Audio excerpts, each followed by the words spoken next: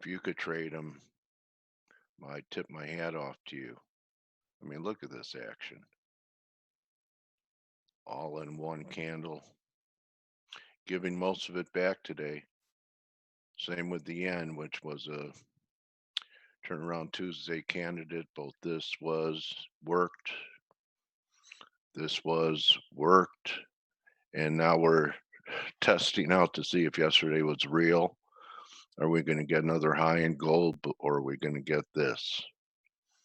That's the question. Same in silver. Silver outperforming gold again. Gold silver ratio.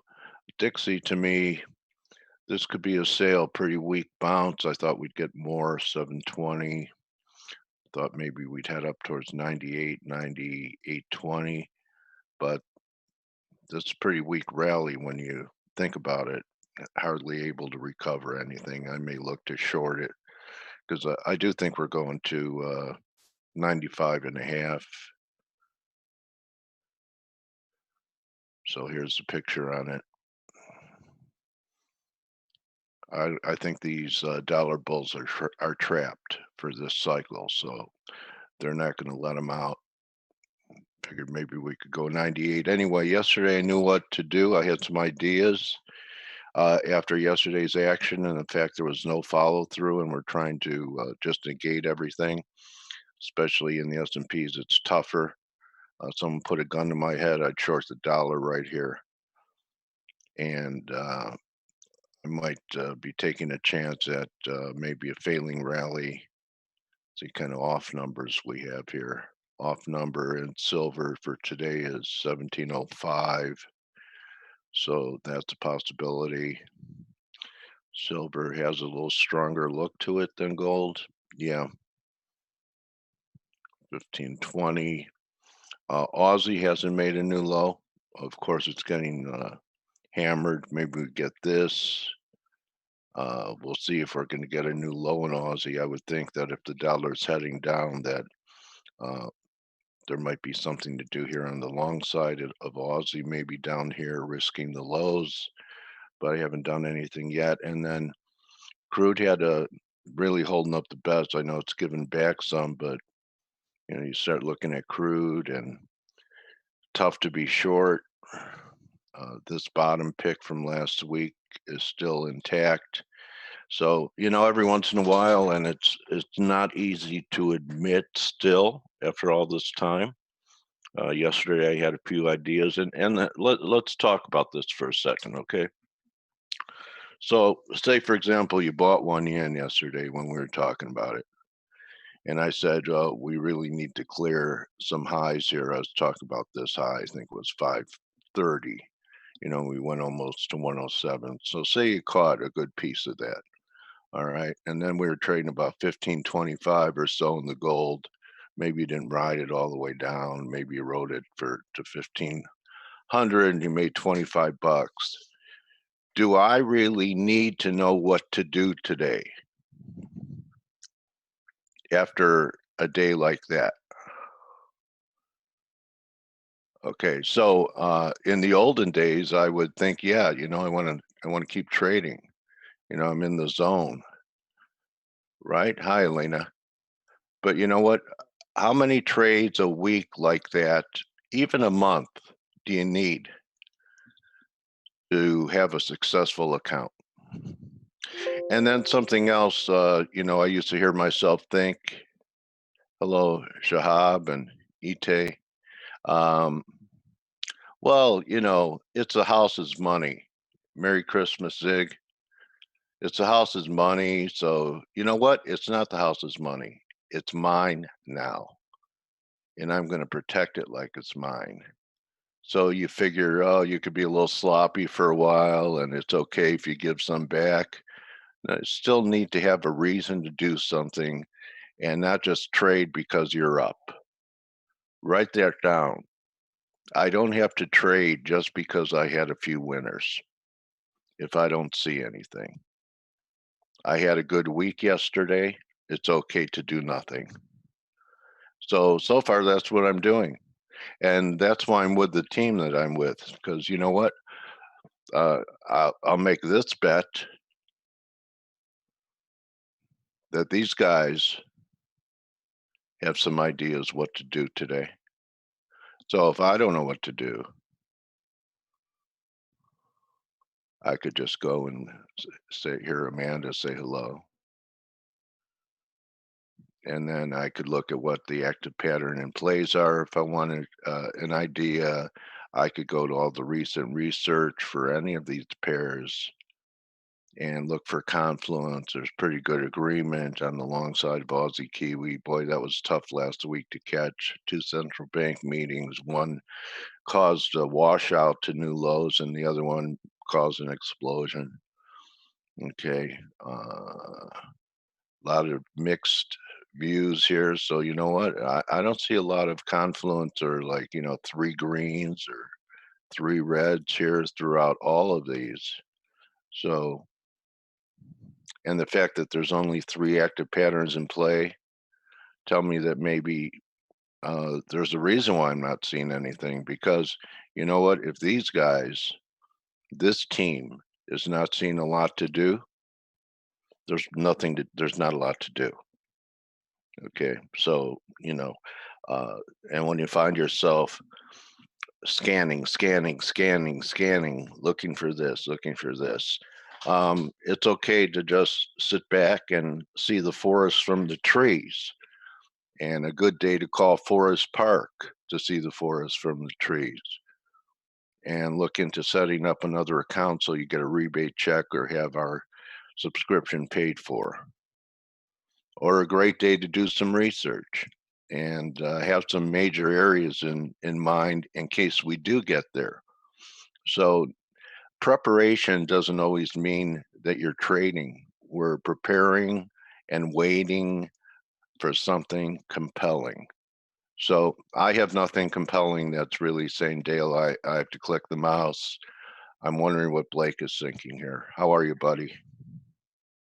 Good. It's just, the bond market obviously is we've Yeah. seen a really, really strong move once again in bonds. And I thought the bond market might have seen the highs, but yields continue to fall.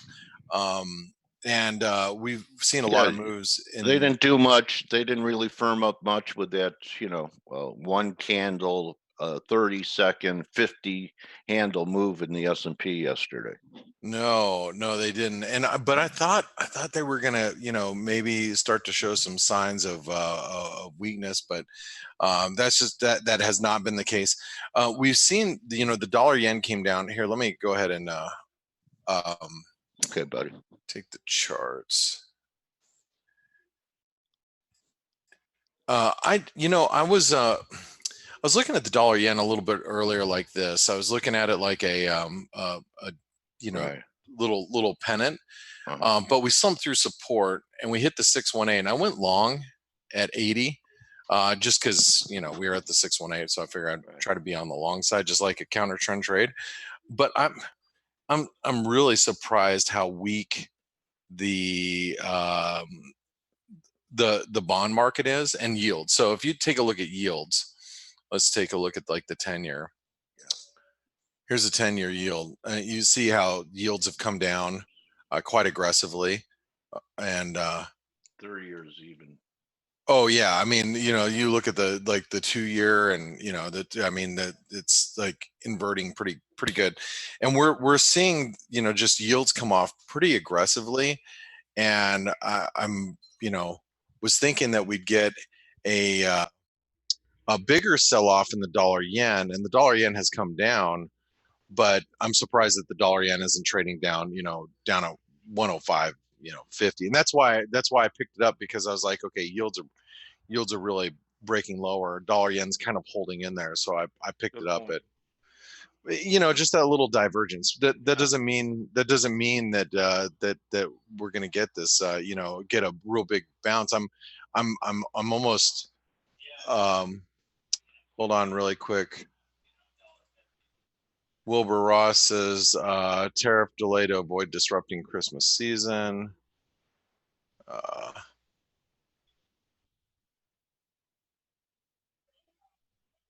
so that no quid quid pro quo from China amid U.S. dollar decision. So he's just saying that China's not responding to the U.S. being a little bit more lenient about the tariffs. So that's just he's basically saying it's gonna get uglier. Oh man, not good. Not good. I don't know if I really want to be long this dollar yen anymore. Let me sit here and look at it for a little bit. Well, President Trump saved Christmas after he was the one that he's trying. He's the one that caused the problem. So he saved Christmas from himself. Yeah, that's of what do you think? Yeah, I mean, he's creating problems. Good morning, guys. Hey, vacation man. I hope my voice comes through clear because I'm obviously in a hotel. That I just want to say, having to do with what you just mentioned, it's really funny because Trump was trying to persuade everybody that tariffs are not affecting the U.S. consumer and they're being paid by the Chinese. Right. But at the same time, he's now using as an argument that he doesn't want to burden people ahead of the Christmas season. So which of the two is it? Of course, it's a rhetorical. Depends on the what time of day it is. You're in a tunnel. Yeah, I mean, but he's got a poor internet connection from where he's at, so he's just. It sounds good. Yeah. What do you think, Blake? Well, yeah, it's both. Oh, I'm sorry, I'm focused on my dollar yen. Okay. Yeah, obviously these. He says no date set between the U.S. and China in September. Yeah. So Ross is moving the market a little bit right now. That's why I'm just kind of trying to pay close attention here. I'm surprised yields haven't fallen any further. So bonds have kind of stalled, which is interesting. The euro dollar's getting a little bit of a lift here. Hi, guys. Good morning. Yeah, hey, go ahead, Stelios. Hey, sorry. While you do your, no. Yeah, I just have a couple of things to say. I think what we're seeing is Donald Trump is, as usual, he's been using his shock and awe tactics, and he's announcing tariffs and left, right, and center. And I think most likely, he's not a stupid person, right? He has advisors. They're probably realizing that the consumer, this is gonna hurt the U.S. consumer going into the Christmas period, and it's gonna destabilize things a little bit. So I think that's probably the reason why this is now being delayed. And just like Wilbur Ross said, there's no quid pro quo. So basically, the Americans they said we're going to slap on these tariffs. Now they're taking them off. Well, the Chinese are sitting there saying, "Okay, what's your next move?" So right, yeah. So what else are you going to do for us? Because I'm not doing anything else from here. Basically, is what China. China's not scratching our back. And they're probably. I mean, think about like the Chinese. They're like, right now they're going. I'm watching you guys self-destruct at the moment, right? Yeah. Was it Napoleon who said never interrupt an enemy when he's self-destructing or harming himself or something like that? Somebody said that. Maybe I've got it completely wrong, but it's the right thing to do. Right. I mean, China's just taking a step back and saying, let's see what else they're gonna do here. What else the U.S. might do. So it's interesting. This is the especially when you what was Donald Trump's books negotiating, what was like King of Negotiating or whatever his bestseller is. I forget what it is. But anyway, I'm sorry, I'm just kind of keeping an eye on the yen here, just making sure it doesn't get too crazy. Steve, while you're here, and let's say you have a little bit more internet bandwidth, do you have any other thoughts before we let you go? I'll run the charts, don't worry about that. But just first of all, I hope you can hear me better now. I just plugged in my AirPods as well, so I hope you can hear me better. Yeah, we can. Yeah, you sound great. Okay, perfect. Yeah, I had another thought that isn't really focused on China, Blake. We see today all the headlines because, you know, I do pay attention to the headlines. They are always behind the curve, but it's interesting to see what the reporters are sending out there as, you know, what the market supposedly is focusing on, etc. So I've got, despite being on vacation, I've got like several headlines coming through today, all of them focusing once again, it's like it happened suddenly overnight, on the yield curve and what kind of ominous signs it sends for the US, UK economy, etc. So my general thought about it is that, you know, volatility, the more the days pass, the more the weeks pass, even if we don't, you know, directly go in a bear market, which probably we won't. I mean, they will still try to do everything and anything possible to postpone the inevitable until the end of next year due to the US presidential elections. And, you know, the UK, for example, for the same reason, but, you know, they want to postpone it, but not for the same reason, because they don't want, you know, a recession to come in along with Brexit. I do think that volatility is going to keep expanding on average. And I do think that more interesting times are ahead. I'm pretty sure about that. Yeah, well, which is good for us. We're probably going to be, Absolutely. when you say interesting, it's more volatility is probably what we're looking at as traders. So that's you know, could be a good thing for all of us. Now, you've probably seen this move since you were gone. You've seen this move in gold over the last couple sessions. You know, we hit the 161% extension of the, well, this is the you know, this move lower is 161% extension of like the range of the last 3 years. And we're really just kind of hitting the lows from back here in 2011, 2012. So what do you make of this move in gold? Because I think a lot of people are really itching to short gold up here while we're below this, you know, 1535. What's your take here? Because we've had such a massive move in gold. Actually, Blake, you made the point for me. I would feel much easier looking for at least, you know, a corrective move lower if I didn't see people everywhere trying to fade it. I mean, what troubles me, I know that positioning now is gold is reaching extreme, at least having to do, you know, with the recent past.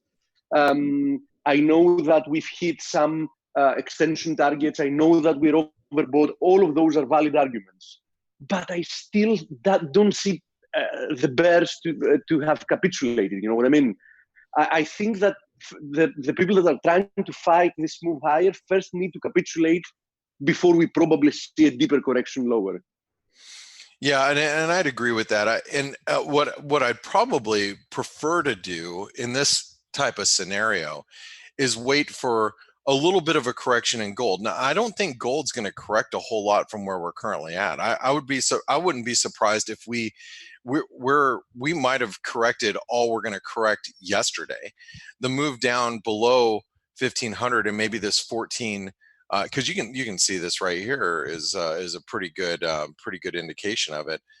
This little false breakdown below the 1490 level, that may have been it. And if I had to guess, gold's probably going to do something like this and consolidate its recent gains and make another move, probably higher. That would be my initial thought.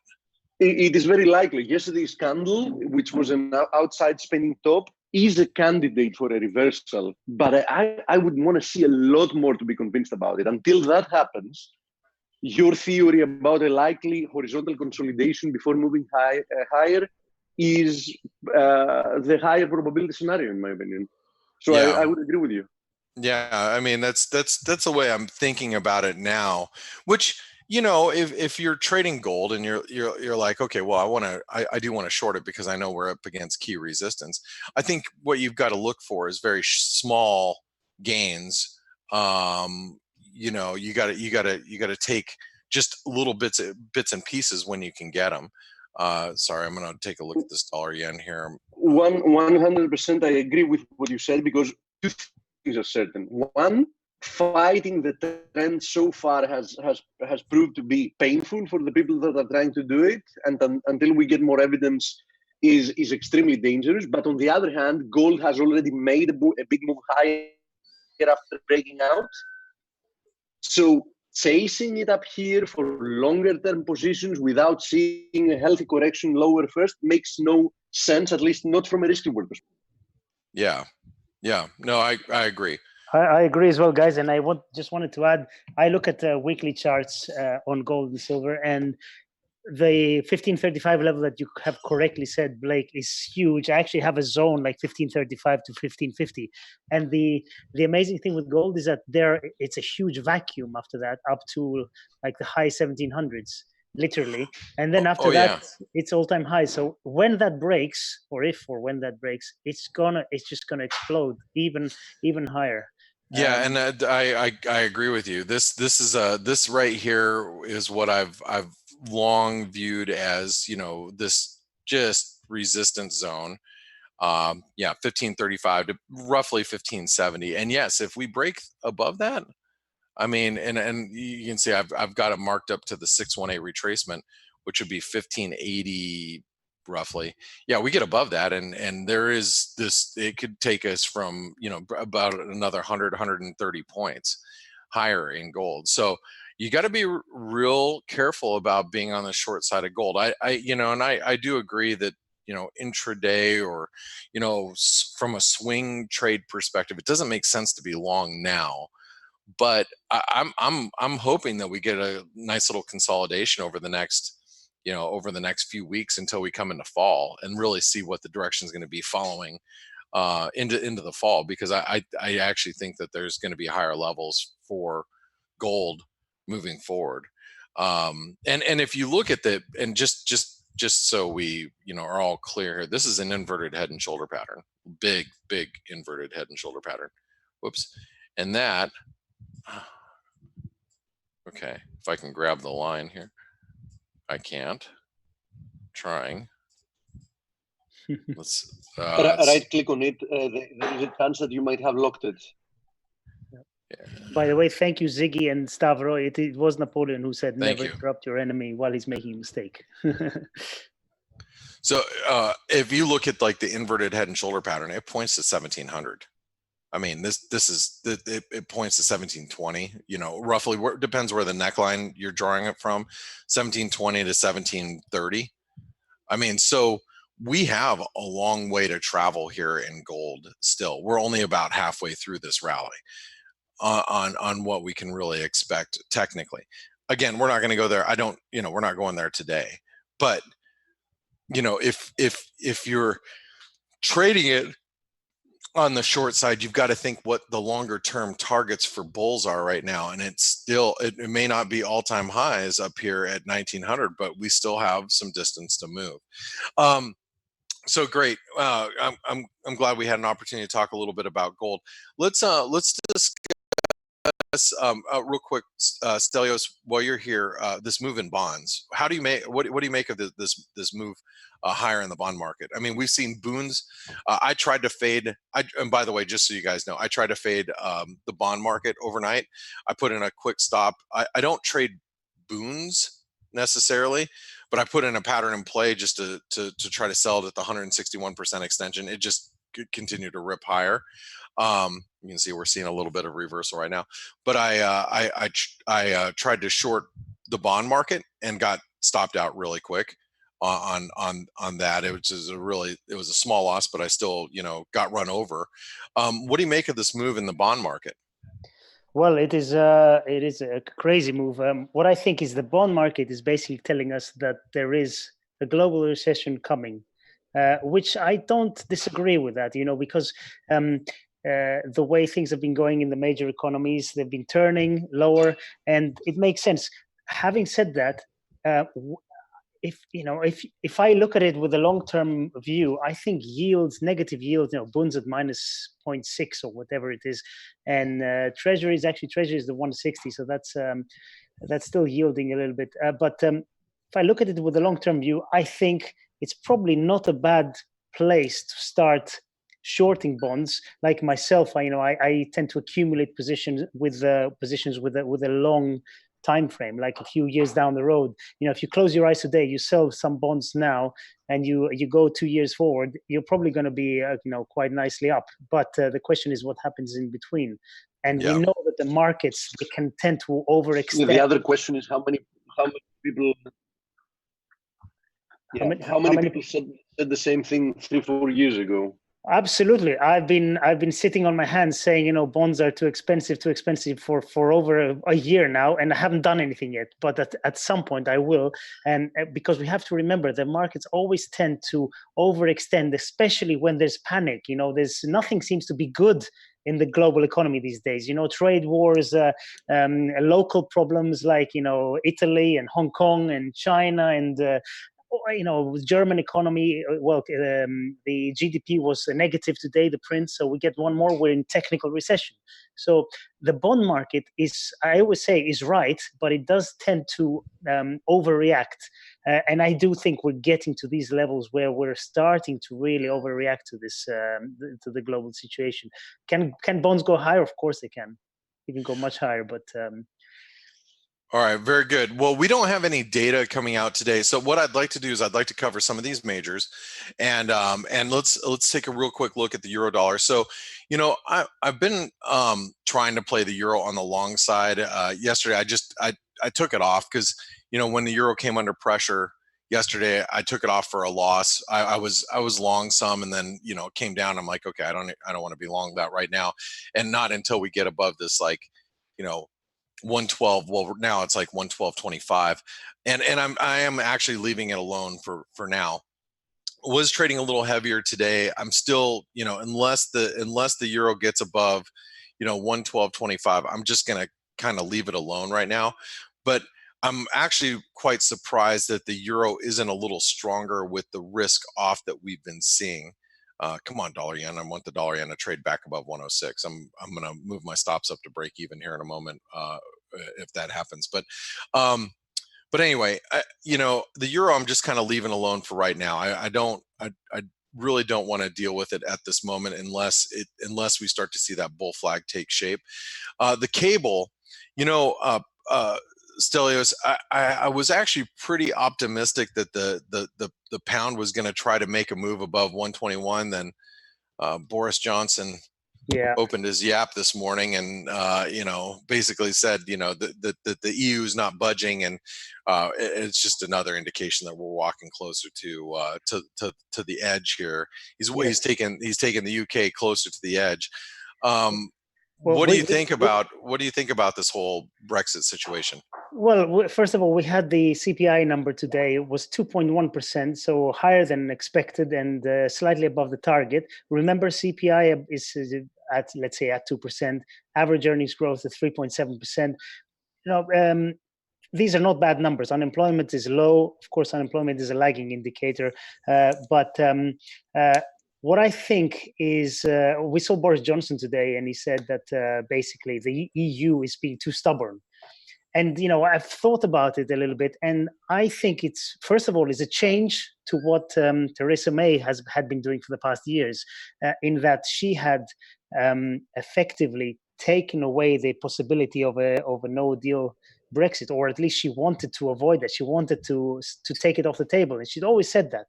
Now Boris Johnson comes a little bit more unpredictable as a character, and he says, look, we're coming out of the EU on the 31st of October, no matter what. Now it's up to you to make some, what's the word? Compromise to the EU, just like the UK is going to make some compromise, and we have to find a solution. This is different to what the Europeans have been hearing for years now. So if they're going to do something, because so far, up to this point, they were just sitting there saying, look, you're taking the no-deal Brexit scenario off the table. We have nothing to lose. We're just going to sit here and wait. So now it's up to them. And I think if there was ever any possibility of some kind of deal, good deal, bad deal, I don't know, this is probably the way to get it. So I agree, although I'm not very optimistic. Yeah, I know you've said that. Yeah, before. yeah, maybe he's like the negotiating master. We'll find out, right? We're gonna find out by October You 31st. know something, Blake. What is important though is what Stelios said. They have nothing else to lose. Yes. I'm very uncertain that this is going to work because for several reasons. I think that the EU doesn't want to show any leniency. But I would agree that if they have some chance of getting something, some kind of compromise, this is the way to get it. So they have nothing to lose. Right. No. Your comments about the EU. I mean, the EU has to take this stance, and if you're the European Union, you're going to make it literally impossible for a country to leave the EU. Meaning, they're using the UK as an example right now. So it's going to be really interesting to watch this all unfold by October 31st, because if the UK walks away without a deal, the pound probably will trade closer to parity to the dollar, or maybe 110, maybe 105, who knows, somewhere in that realm of possibility. But if the EU at the last moment comes with some sort of compromise, the pound could trade up to 140. The one thing that I am looking forward to this fall is there's going to be a really great opportunity, any which way you slice it, in the cable. Any which way we look at it, it's going to be pretty awesome. I hope. I agree 100%, and I think it's not a wish, but I think as a trading opportunity, a no-deal Brexit with an exaggerated, because I'm pretty sure we're going to see an exaggerated reaction from the FX market to that, is going to be a magnificent, at least medium-term buying opportunity for pounds against probably everything. Well, and I'm not even opposed to finding the pound, finding a bottom wherever that might be in the cable. If there is a no deal Brexit and the pound does slump to, I don't know what the prices are. I mean, we can speculate here. If we take the cable, let's just go on a weekly chart. We'll go historically. What we've had. You could go from, let's say, the low of 01, right, to the high here in God, that was 2007. I can't believe that was that long ago.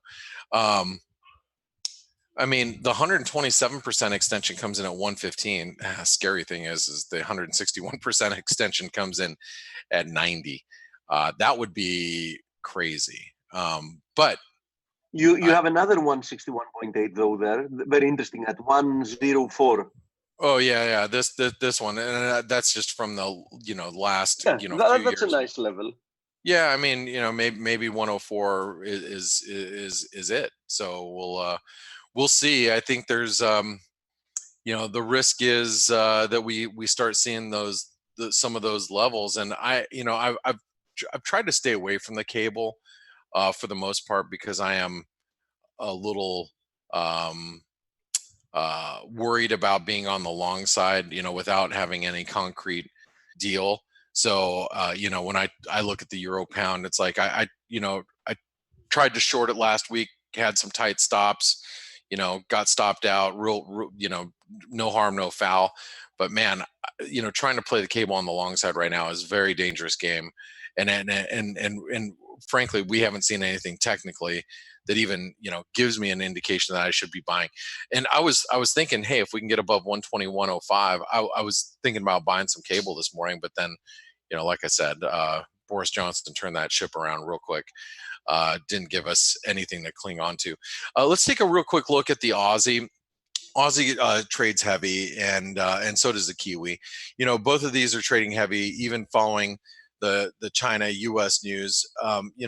China, as we had pointed out, they are not making any concessions. As Wilbur Ross pointed out, there's nothing coming from China's side. So, the Aussie just continues to trade extremely heavy here.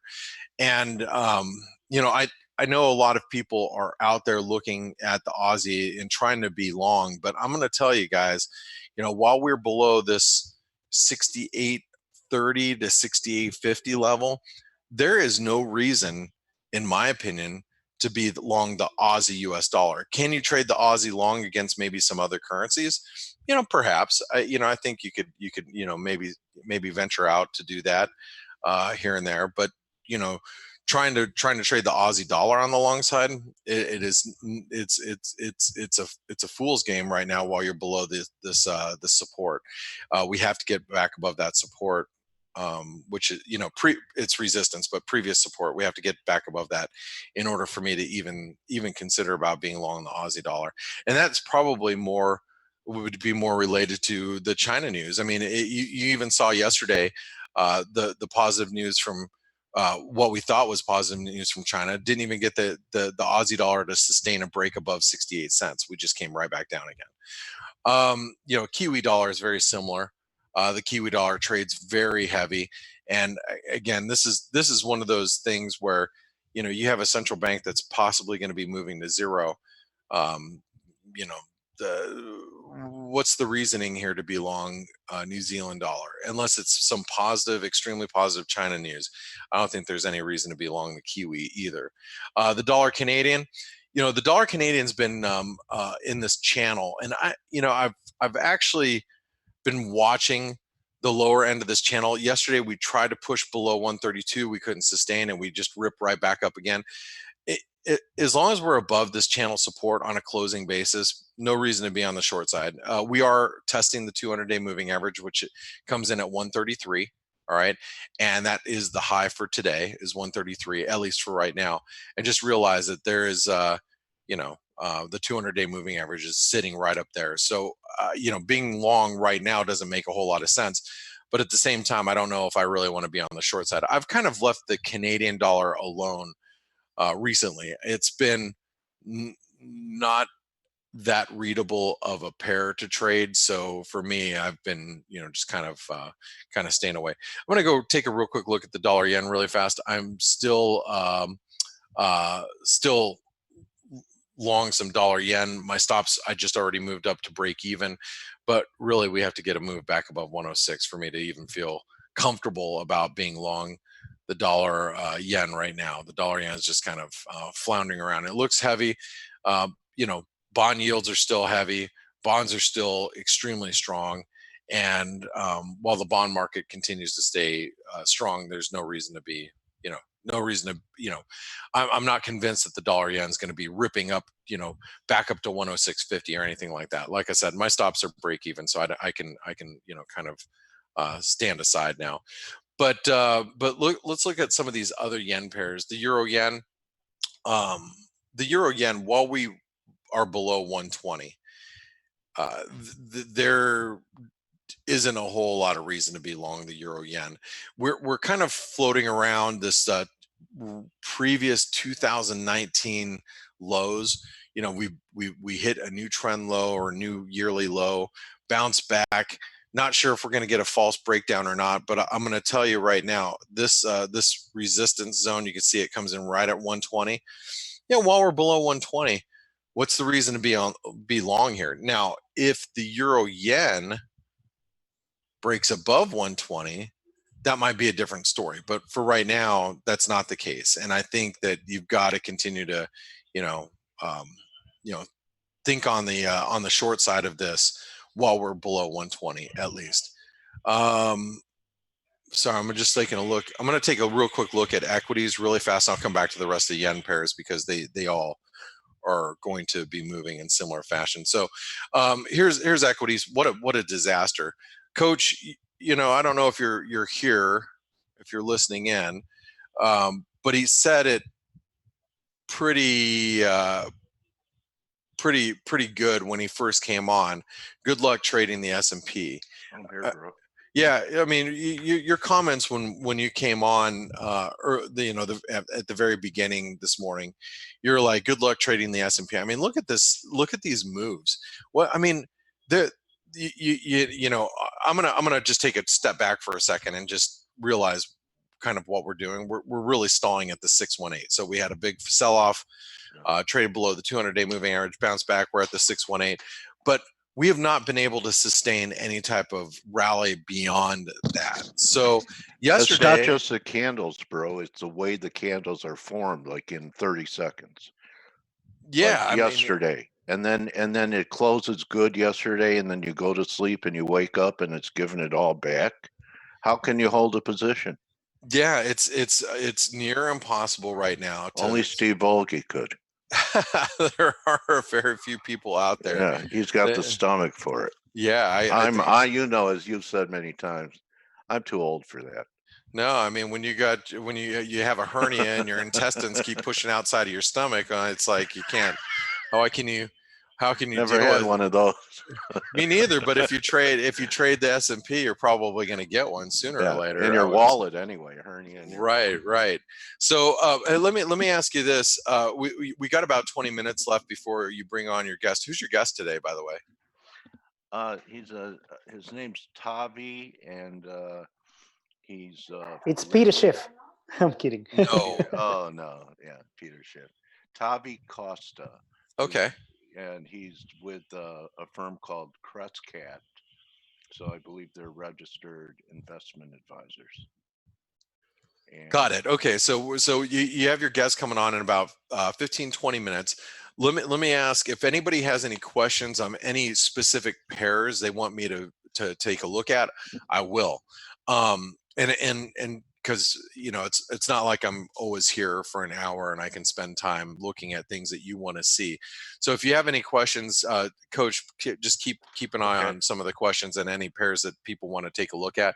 But real quick, as far as the S&P goes, I think this is this to me will define what we should be doing here. And let me also state that we are in August, and it's nice that we're seeing volatility. That's a good thing. Volatility is, I think we're blessed right now for getting the volatility that we are getting. But it is August. That also means to me that we're probably not going to get a major breakout or breakdown in the market right now. And if you remember my comments from back when we were selling off,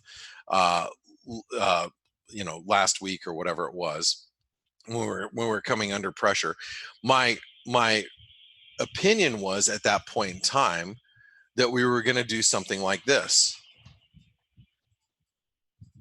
And then into the fall, we're going to make a more decisive move.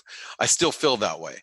So what does that mean? Well, what that means is unless there is something specifically that comes out that whether it's a concrete evidence that a China trade deal is getting done, or one that's not going to be done no matter what, like it's like all bets are off type of thing.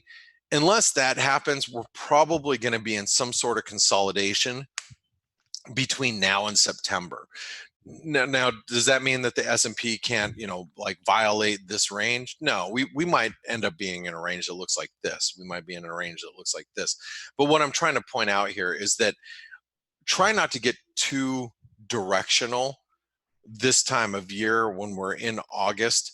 And also, going back to what Coach was just saying a little while ago, is that you probably need to be a little careful with holding positions overnight. You can see how they quickly reverse, out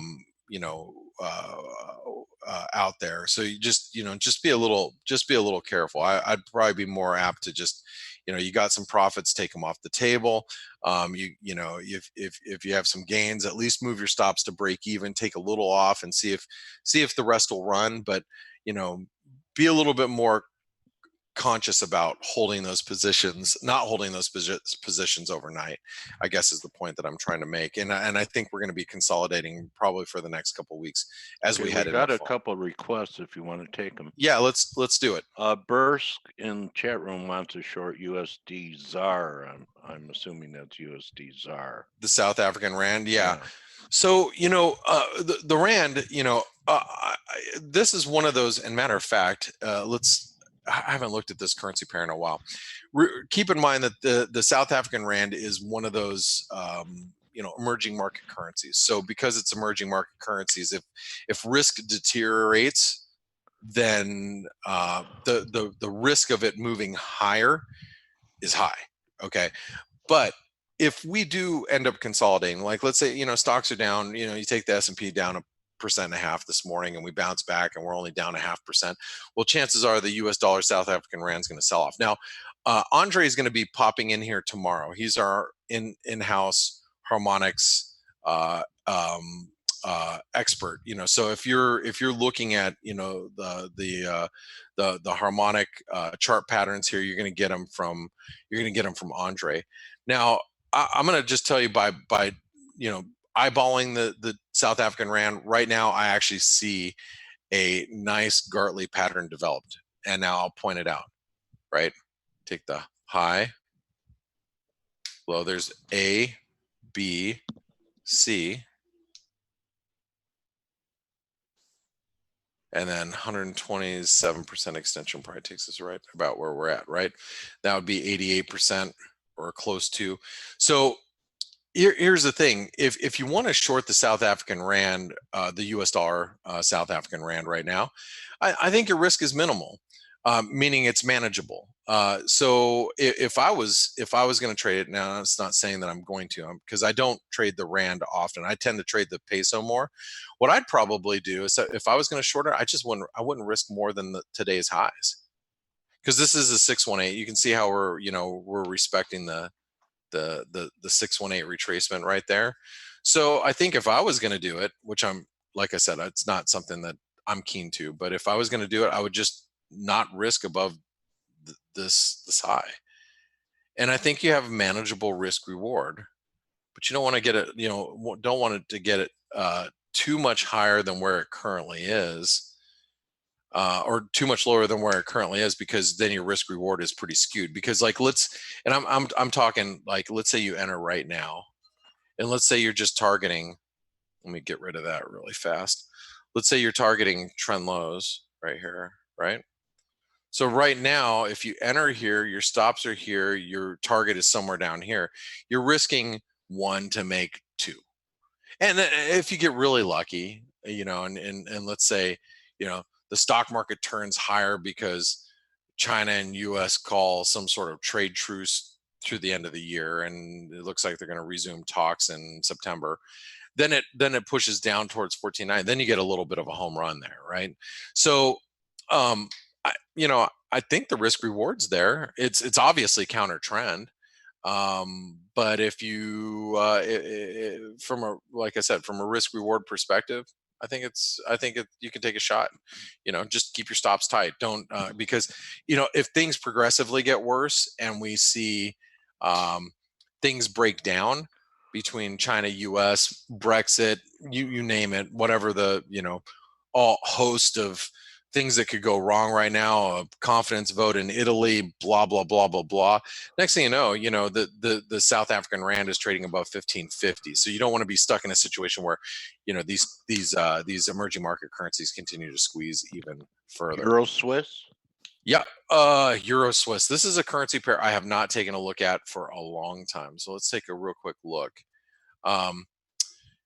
And let's go ahead and let me take a little bit bigger view here. All right, so you know what? We just finished. I've obviously drawn this a long time ago. It's not something I've looked at in any recent time. So we had this double top played out, right? Double top, or range. I like to call it a range extension. So that range extension basically played out, and we have hit it.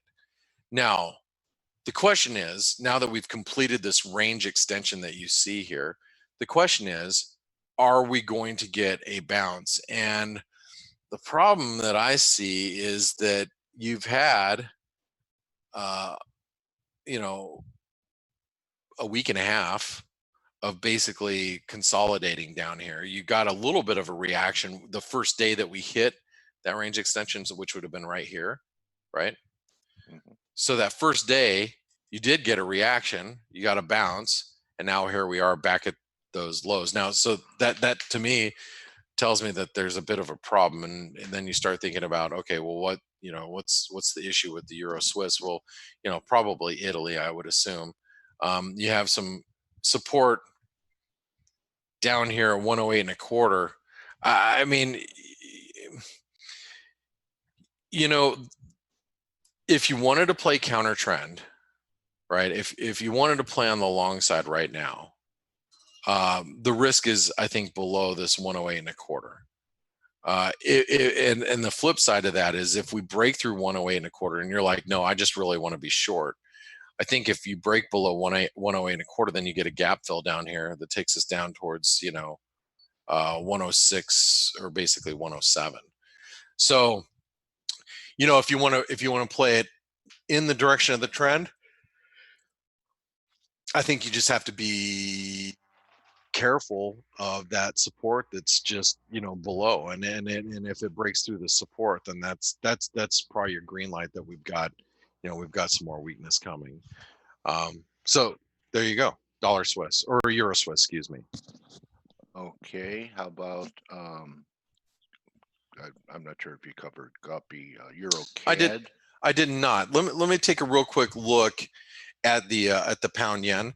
So the pound yen it's like the euro yen. It just continues to trade heavy. We whoops, here's the pound yen. Sorry.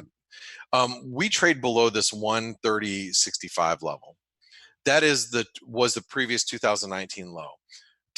Next target comes in at 127.67. Despite being oversold, despite the divergent relative strength, there is absolutely no reason, in my opinion, to be long the pound yen, the Guppy.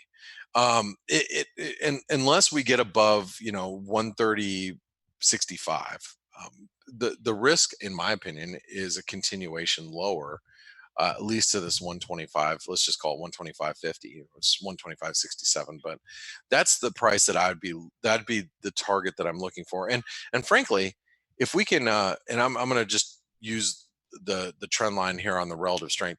If we can make it to this new low, right, and relative strength sells off, yet we don't make a new low in RSI, I would actually consider, being on the long side down there.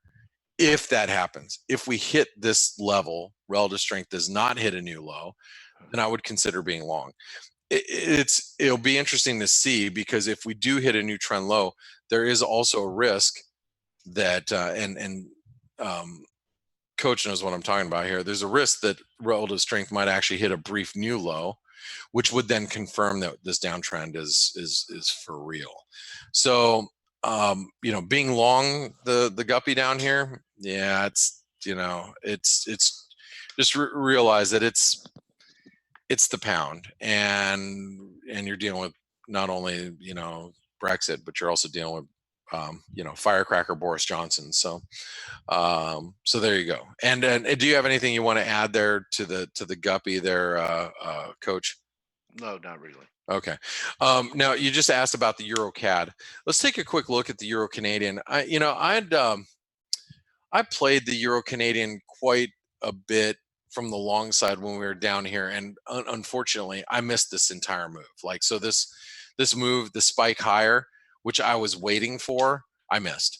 I think I got long down here, got out, took some profits, then I got stopped out for a loss. I got chopped up around here, and I was literally waiting for this move, and I missed it. I wasn't around for that entire move.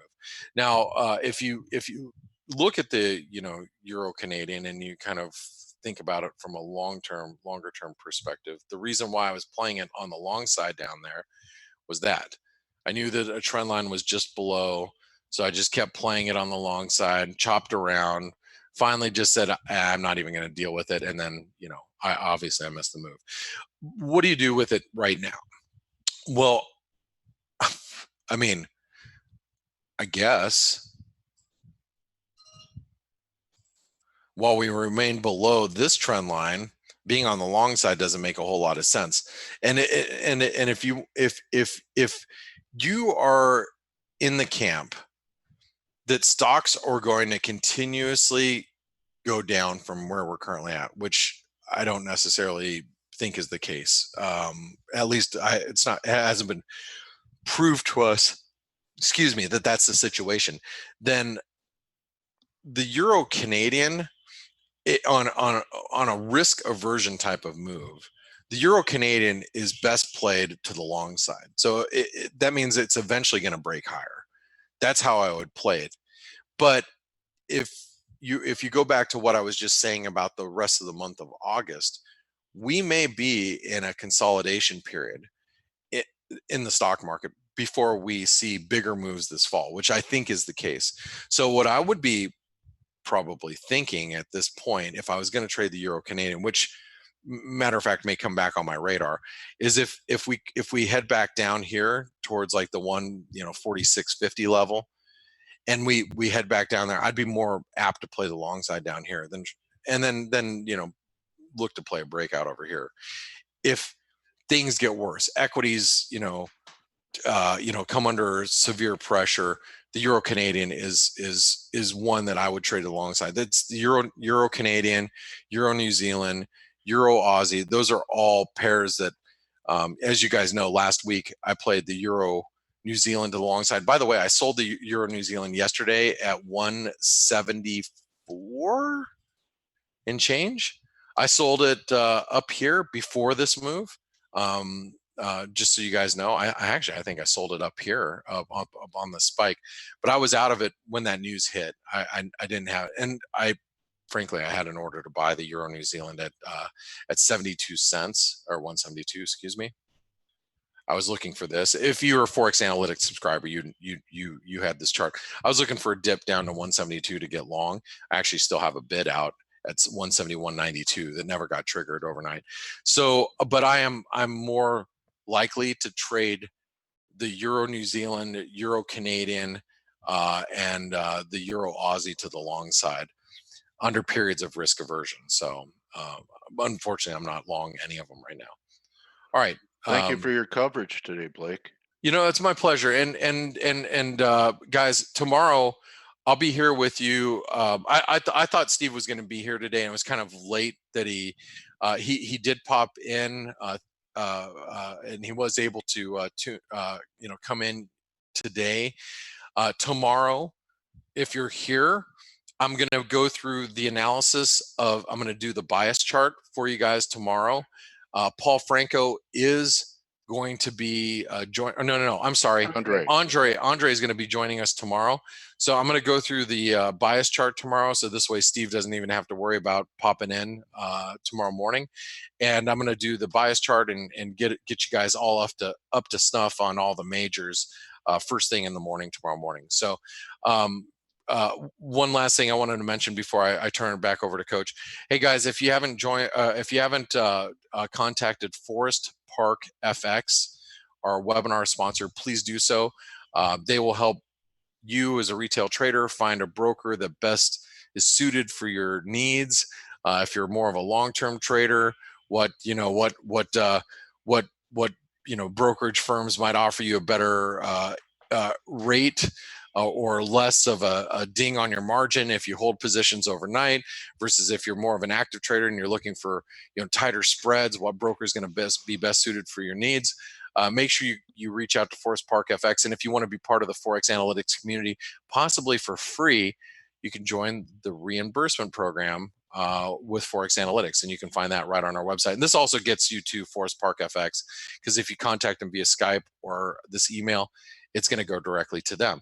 So guys, thank you very much. Coach, I'm going to turn it back over to you. You could just leave it right where it is, bro, and I got it. And thank you so much. Good hunting today, Blake. Thanks, guys. Hey, have a great one. I appreciate you all being here with me, and I'll see you tomorrow morning. Okay, thank you, Blake Morrow, everybody. Thanks, Stelios. Thanks, Coach. Stelios Contos, my best friend at ForexAnalytix. All right, all right, Tavi, I'm looking forward to meeting you and promoting you to panelists right now. And let's see, make sure that I have you unmuted. And I know you're going to bring some charts that you want to talk about, and really a pleasure to meet you, Tavi. I hear your guitar. So if you just hover your mouse over the drop-down menu, you'll see a green box that says share. And you click that, and then you could show the screen you want to show, and waiting to hear your mic. Hope you have a mic. I hear something going on over there.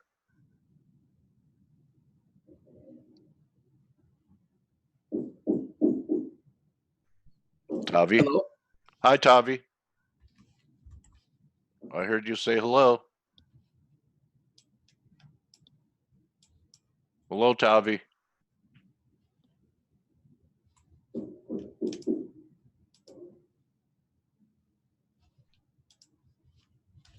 Tavi, can you hear me?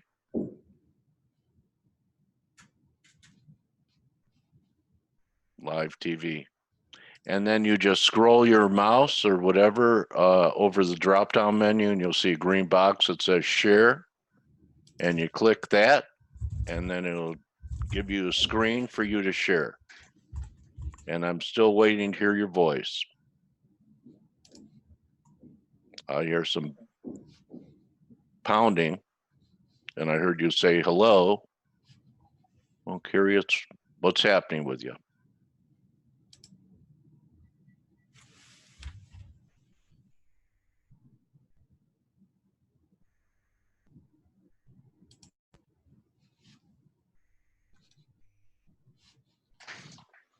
If you want to send me a question in the chat so I know what's going on with you. I think I can hear you. Can you hear me? Oh, I can now, yeah. Okay, perfect. Do you want me to turn on the video or no? No, as I said on, you don't have to show your webcam, but you can share your screen. There's a green box that says share, and you click that. Mm-hmm. And then you choose which screen you want to share. Gotcha. Let's see here. So now Okay. you're seeing Okay, we got it. Okay, and if I want to pause to share right there, so now Okay, so we're looking at commodities to S&P 500 ratio. Correct. And then how do I, let's say I pause, I click pause share, so you're not being able to see anymore, right? You don't have to pause it. You know, you just keep it on share and you change the screen. So Gotcha. let's get past these technical issues here. Yeah. You're good to go. I think I am. I think Yeah, you are. Now you're showing the 3- and 5-year yields. Yes. Okay, so let's start with this, Tavi. I read a little bit about your bio. Yeah. And you were, what, born and raised in Brazil? Correct. Okay, and educated in St. Louis? Correct. Is that correct? So tell us a little bit about your journey and how you ended up being a money manager, advisor. I'm assuming Crestcat is a registered investment advisor. Am I correct? Yes, you're correct. Yes, we're a hedge fund. Tell us how you got from point A to B. Okay, so I moved here to the U.S. about 10 years ago, right in the midst of the whole financial crisis in 08 or so, and then I came here to go to college. I was playing tennis, and I was recruited to play tennis in college here in Virginia at Liberty University, and then I moved to St. Louis to finish up college, and moved to Denver later on, and that's where I started my journey at Crestcat Capital. And at Crestcat, I really started as a kind of covering more of the emerging market side of things, and then moved on to global macro, and really helped to build not just you know, the systematic models that we use to develop themes in general, but also, you know, a few of the narratives of investing themes that we've used throughout the years. One of them being China, a major one, and then that kind of moved on from there. And now I'm a global macro analyst, and I manage the portfolio alongside with Kevin Smith. Our team is you know, investment team is mostly both of us really, and making the decisions, and so it's been quite the journey, but I've enjoyed a lot of this work in general. Okay, I would just assume having grown up in Brazil and surrounding countries around there, that you would have been pretty interested in currencies, the way they change colors in Argentina. You lived through some defaults, Brazil, the real going through devaluations, etc. So we just lost your screen. Oh, sorry. Do you still have an interest, or did you have an interest in wanting to know how to protect yourself from devaluation of fiat, having grown up in an environment like that? Absolutely. I mean, it's actually an interesting culture shock coming to the U.S. and seeing people that don't necessarily have lived through inflationary periods. And I lived through that for a long, long time. And any person who lived in South America had that issue. And Brazil was actually not as bad as other places in terms of getting to a hyperinflation, unless you're talking about the 90s, which I was, I was really young, and but I remember my dad, struggling. He had a business at the time, and I think he bought a motorcycle once, not exactly on because he wanted to, but it was just a way of hiding from inflation. It was that bad, and I remember he made a great profit on that trade. Okay. But that's how insane, inflated those periods were in Brazil. Yeah. And now it's like the story of the Weimar Republic, right? You had a wheelbarrow full of Reichsmarks, and people would dump out the currency and steal the wheelbarrow. Correct. Yeah. I mean, and investors in Brazil have been, very kind of a cherry on this entire, stock market in Brazil that continues to go higher. But, one of the best investments in Brazil has been just gold, just hold gold and in real terms. And you've done phenomenally well.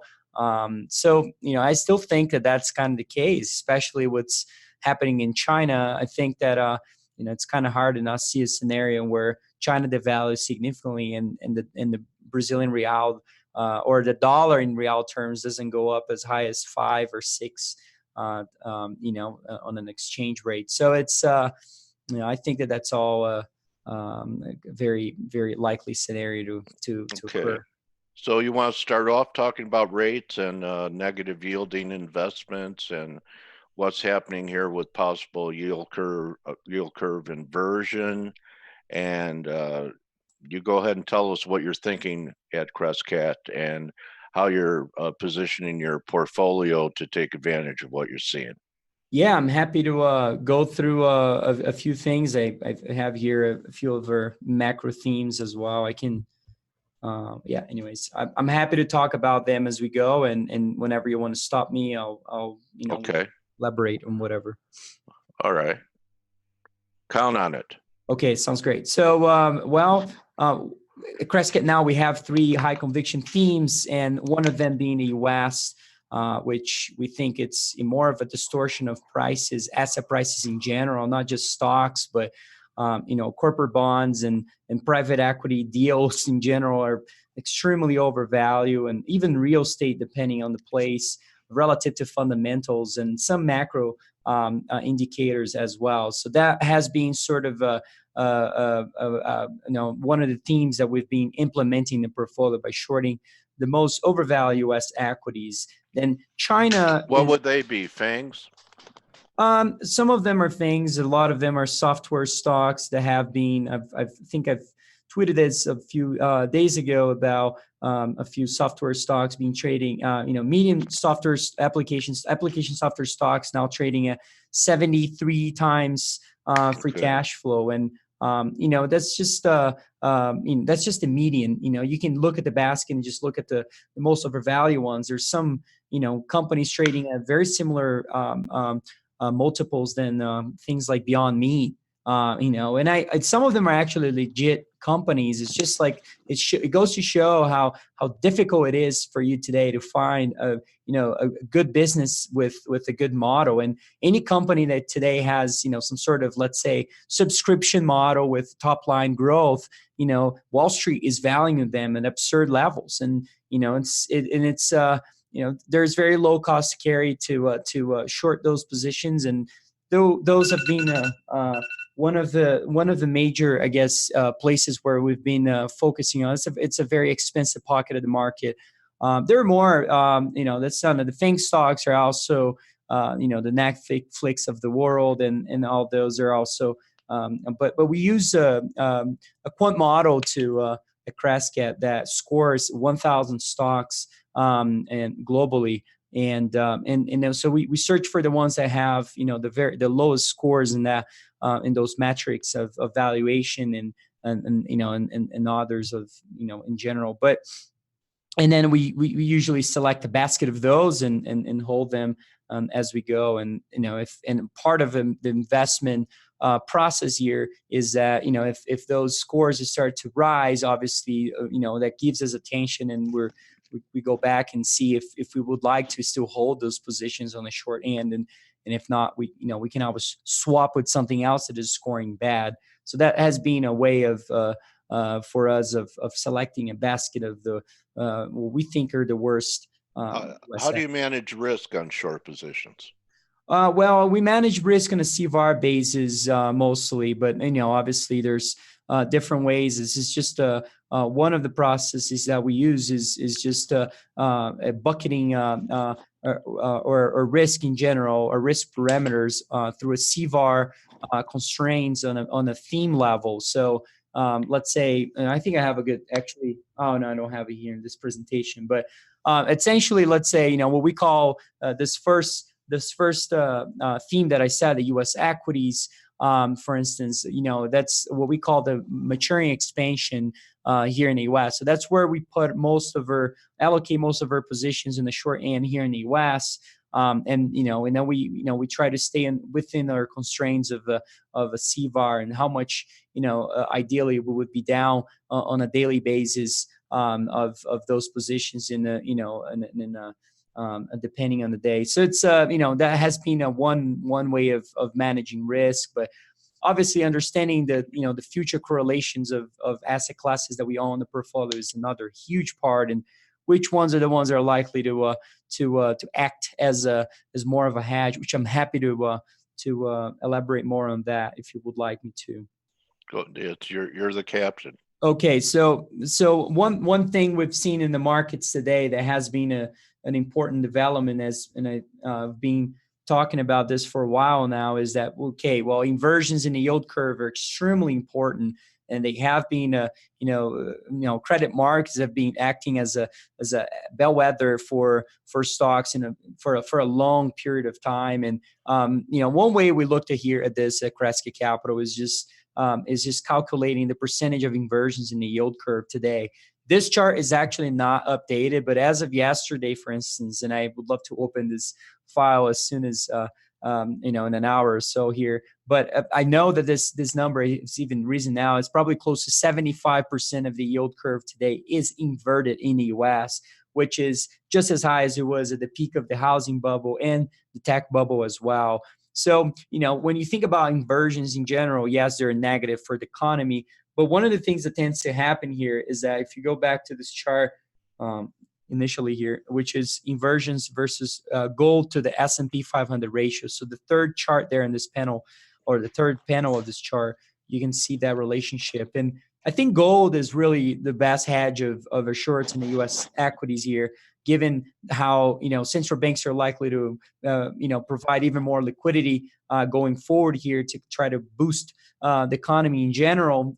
Maybe through another form of QE, but right now we're seeing through rate cuts. And it's hard to see a scenario in which the business cycle doesn't turn completely without having a very large intervention by central banks, which I'm a truly believer that I truly believe that there's no way a central bank can prevent a business cycle from turning. I think that's another one of those. It's going to be different this time.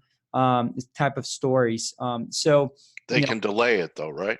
They can delay, and that's the whole point of holding gold and versus S&P 500 ratio, which tends to do really well during periods like that. So as they start to really signal a more dovish stance in the following months or so, I mean, you should start seeing precious metals rise, and it's exactly what we've seen.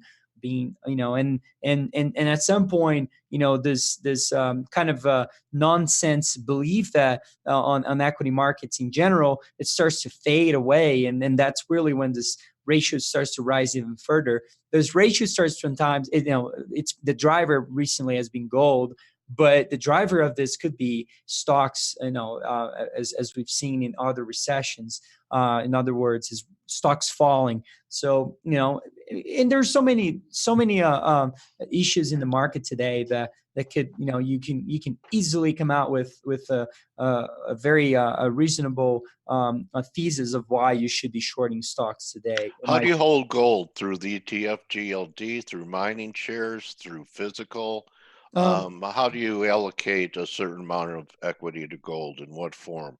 Yeah, so in order to stay in that CVAR constraint, we have to hold a very large position of gold itself, or in the futures, markets. And so that's been a large one, a large part of it. And then the other part would be another significant position on silver, also on the futures market. And then the third one would be a basket of mining stocks. The mining stocks have been in a bear market for about since 2011 or so, and some of those stocks are down like 80% from their peak. So it's it's a very interesting industry that we're very focused, especially on the first part of this move here in precious metals are likely to be, especially in the mining stocks. In our view, are going to the ones that are going to benefit from that are going to be the ones that have a very low EV to reserves. And that's the ones that we're focusing the most. They're the ones that are likely to be acquired by some companies, and also the ones that really hold those wonderful assets, for very cheap values. And a lot of them are trading below the EV. The reserves are valued higher. Can you define EV for our listeners, viewers? Enterprise value. Okay. Yeah, sorry. All right. And do you have a view on the gold-silver ratio, which recently has been as high as 93, now trading mid to upper 80s? Do you think there's going to be a reversion to the mean trade between gold and silver? Yes, I do. And we hold in the portfolio as much silver as we can within our risk. But yeah, I firmly believe that that's the case. I think I've shown a very interesting chart of silver before. I don't think it's in this presentation. Silver versus Russell 3000 relationship, which is, or actually Russell 3000 versus silver, and it kind of formed this double top recently, with kind of retesting the 2000 insane valuation levels for stocks. Mm-hmm. It's just another way of looking at silver, how it has been historically depressed prices in general of silver. But silver is an interesting one because the first leg of the bull market in precious metals, and maybe the second too as well, is where silver can do really well. But you have to watch out, because if there is a truly a recession coming here, and the economy really turns south, not just in the US but globally, silver, as being a more industrial commodity, could definitely take a hit here in the following months too. But we still think that that's in the early developments of that. So we're still holding silver in a big way, and I do think that the silver to gold ratio, or the gold to silver ratio, is likely to drop significantly, maybe retest the medium levels. Yes. Where would that be in your work? Well, I don't have the ratio here in front of me right now. I actually guesstimate. Gosh, I don't want to estimate on that, because that's not a big okay. part of our. I'd rather estimate on the gold to S&P 500 ratio. For the next 2 to 3 years, I think that's reasonably reasonable. That we're probably going to go at least double that ratio. And if that happens, obviously, I think silver, especially in the beginning of that move, is going to have a huge move or a huge advantage to that whole market development. So it's just we have silver, we have gold. We're not necessarily focusing on that ratio. We're focusing more on the precious metals to stocks ratio than anything else, just because it's it's a more way. I think it's the right way of finding a true defensive strategy for anyone's portfolio, in our view, at least. Okay. Next. So, another way of looking at precious metals is, this is actually was made by Increment and AG. It's one of the few charts here. They're not mine, but this is an incredible chart, and actually goes back a lot further. If you wanted to, it goes back to 1929, which shows how commodities to the S&P 500 ratio have been depressed for a long, long time, and this imbalance is really when it turns, and a lot of times is due to a commodities move, and other times is due to the equities part of it.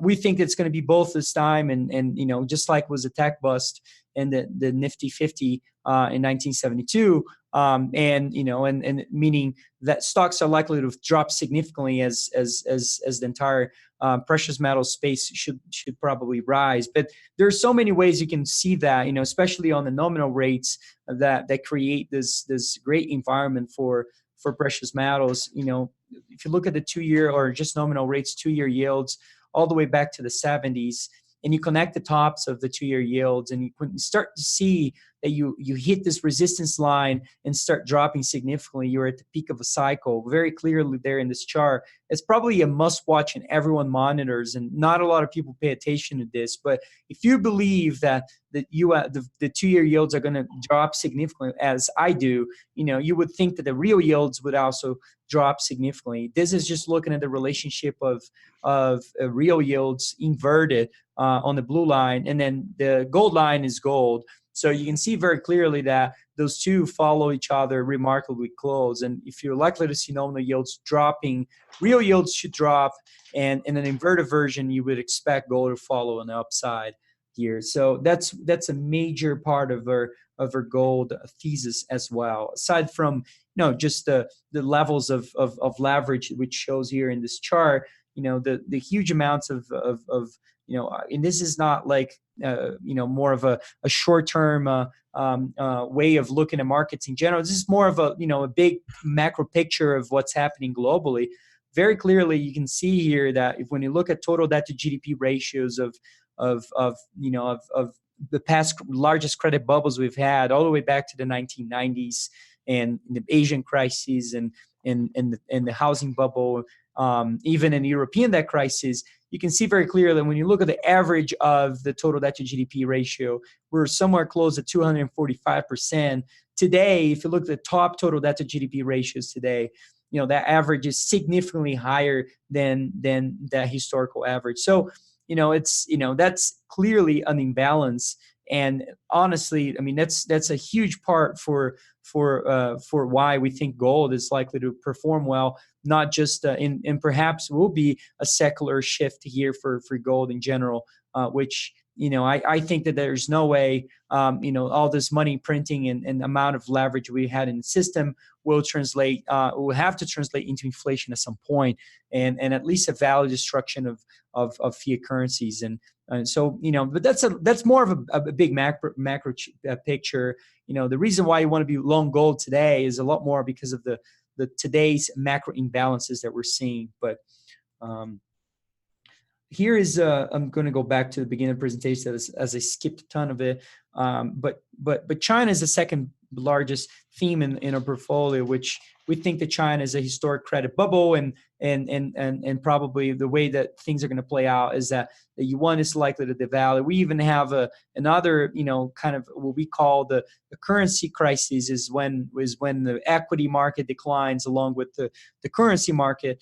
That's kind of what we saw in Argentina the other day, and it's what we see in a lot of other credit busts historically. But one thing that tends to happen here is that gold in local currency terms tends to do really well during credit bust. And one of our major positions in our portfolio today is being long gold in renminbi terms. I think that that's probably I understand it's a more sophisticated type of investment, and not a lot of people are able to do it.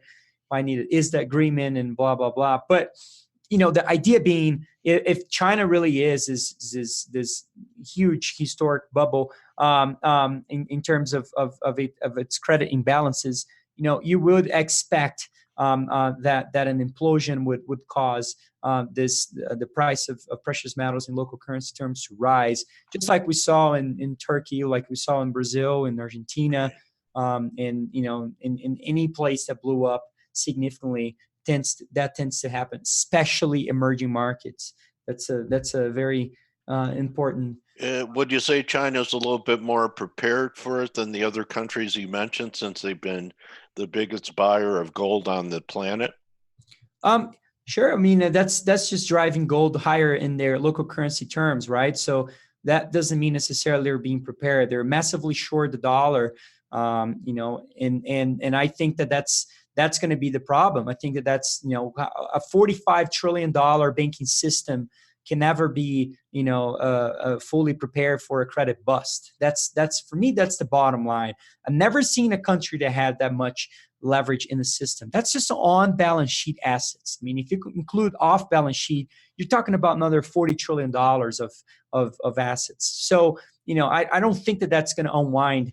There's not going to be a soft landing scenario here, in my opinion. Okay, so let me ask you, do you have any kind of levels? We recently cracked the 7 level in US dollar won. Do you think we could go to 8 or 9 or?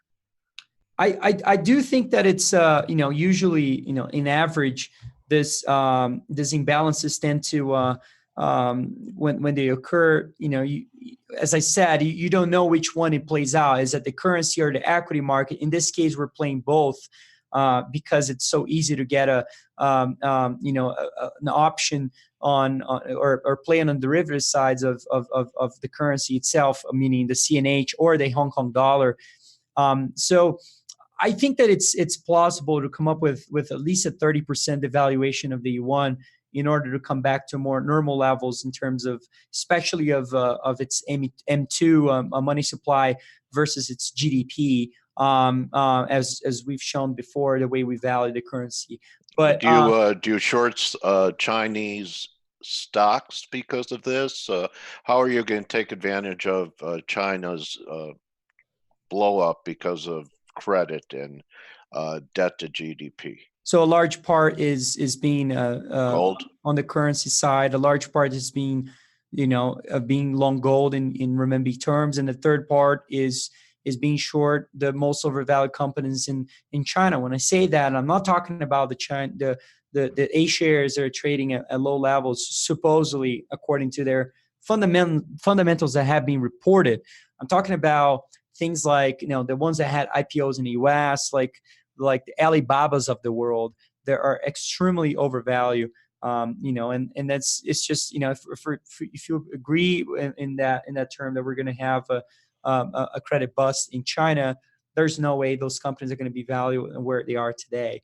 So that's really our view, and that's the third part is being short the Hong Kong dollar. I mean, it's the cheapest trade you can find. Well, because that peg is held forever till the last month or so, right?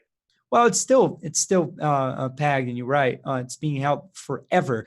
Like in the Asian crisis, for instance, that peg never depegged, even though they had a credit bust. So what happened there was very clearly the equity market took the pain, and I believe Hong Kong stocks in average were down close to 60% or so during that period. So yeah, that was a very important part of playing that. So that's why if you can find leverage to not get killed on one of those 3 positions, let's say on the China credit bust, let's say you don't get killed on equity markets going a lot higher, and that kind of offsets your gains on unfortunately on your currency play. I think that's the key, and I think we're that's where the derivatives part of it plays a big part of how to position those in the portfolio. But so far talking about getting killed, do you think that mainland China is they're massing troops, they're going to go into Hong Kong and pull a Tiananmen Square in Hong Kong? I think, you know, I mean, as a money manager, I'm just looking at the probability of those things happen. I think the probability of that is very high. And then what if they do that? Then Taiwan is next. It could be. I mean, Taiwan is hard to focus on because of the, you know, there's not as much liquidity as even places like Hong Kong. But what could happen is obviously the depeg of the Hong Kong dollar and things like how do you sustain, you know, like I was looking at just a secondary residential market in Hong Kong, which is not even the primary one. So, you know, you're looking at 1,700 square feet, $1,700 per square feet valuations of real estate there. How do you sustain that? There's no way.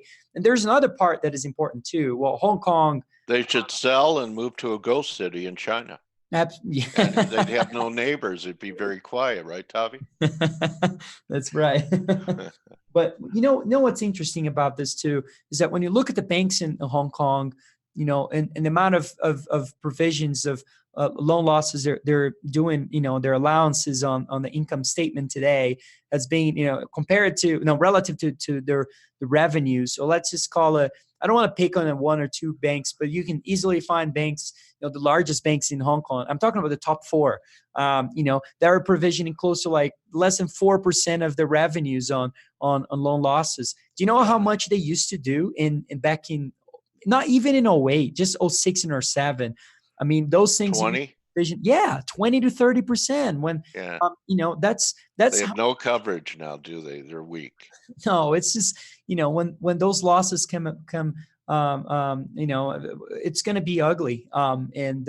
So, you know, the political crisis. What you ask about, will China really, you know, possibly relent or really force themselves into a real political issue here in the following weeks? I think that the political power trumps the economic power, especially when you have a authoritarian and communist regime, and that's the case in China. So, you know, obviously they will try to hold their political power as best as they can, regardless if that means that economic conditions, deteriorate caused by that. And obviously that's not a perfect scenario. I'm sure they're not. But they're used to it. Yeah, they're used to it. Their population has gone through so much over the last 70 years as far as the Cultural Revolution, etc., starvation, everything. So, yeah, you know, you really want China to be your friend. If you don't believe that, ask MacArthur. So I have this question. As an RIA, what's the minimum amount of capital that your company accepts for your to manage an account, or are they funds? How do people get involved with you, Tavi? Sure. So there are a few ways of doing that. Getting in contact, we have a website, crescat.net, or you can also get, you know, on Twitter. You can message me on Twitter. I have an open message, so anybody can message me and talk about that. But what are the ways is, you know, you a person, if they're a accredited investor, minimum investment is $250K on the hedge funds. But we also we opened this other strategy, which is we've had the large cap strategy for a long time, which is a separate management account. So there's no minimum there, pretty much. I mean, there is a minimum there, but there's no minimum almost on. You don't have to be accredited investor to be in that. That's my point. But also, if you're in the precious metal account, which we open now as well, a separate managed strategy as well for just precious metals, mining stocks. In there, you know, that idea was that we could at least be able to, you know, raise capital of people that are not accredited investors yet, and maybe help them to get there. So on that you can invest as much as 20 grand. So it's actually very not too difficult to be an investor of Crescat today. So it's so don't wait to buy gold. Buy gold and wait, right, Tavi? That's a good quote. I got that. 1 million of them. Anyway, Tavi, it really was a pleasure meeting you. It's interesting to hear an RIA hedge fund guy, you know, that has these kind of strategies that looking at the glass being half empty, because it is, not because you're pessimistic, but you're just looking at what you see, and encourage people to follow your writings, follow you on Twitter, and you're now my trading warrior brother, Tavi. Oh, thank you very much. I appreciate you having me. And if anything, I just want to say I'm not a perma bear, like you said. I think it's reasonable to have that thesis today, given all this macro imbalances we're seeing. Just really a line of them. I mean, there's way too many that it's hard to ignore and just be long equities and trying to take the less juice of this market. So I fully. I agree with you there. So thank you for having me as well. And I hope you're very welcome. And may your returns expand and outperform the S&P tenfold. How about that, buddy? Thank you. I appreciate it. You as well. All right. Thank you very much, everyone. So you could follow Tavi on Twitter. Here, I'll show his handle. Okay. His handle is right here. Come on. Okay. At Tavi Costa. at TAVI COSTA, and he has a link to his website there. So that's a wrap, everyone. Remember, don't just count your gold coins, count your blessings, and we'll see everyone tomorrow. Good hunting. Adios. And really appreciate Tavi taking time out of his day to be with us. Thank you, Dana. Appreciate it. All right, take it easy, buddy. Bye. That's a wrap. See everyone tomorrow. Adios.